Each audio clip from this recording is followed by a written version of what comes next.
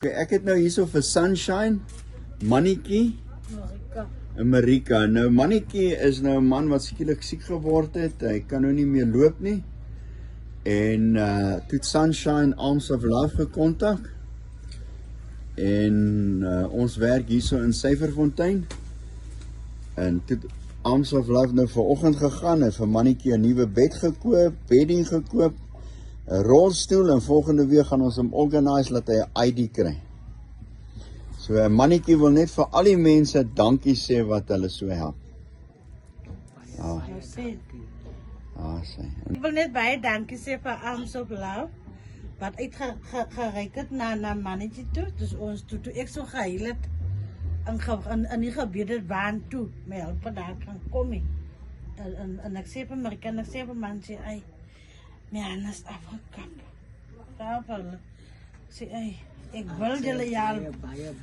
Maar my hand, en toe kom hier en Kayla sê toe, nee maar, ek moes meer.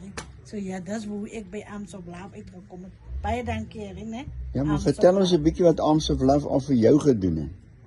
Okay. Ja, vertel so 'n bietjie vir die mense. Nee, Arms of Love is so as En vir jou 'n huis gebou? As van my lewe. Arms of Love het vir my huis gebou, as die Arms of Love wat my kinders nou by die huis kan wees, want as ek het mens gesê my huis moes groter maak. En ek het gesukkel daarmee. En ek het verjaar en hy sê vir my, Erik kom en hy meet. Hy was 'n groot verrassing. Ek het gehuil oggend rega. Erik kom en hy meet. Ek weet nie wat gaan aan nie. Ek vat ook Erik kop toe nie.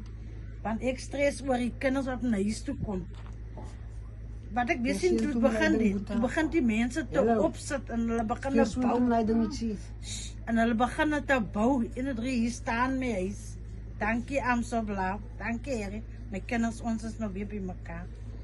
Amen. Dis 'n groot plesier.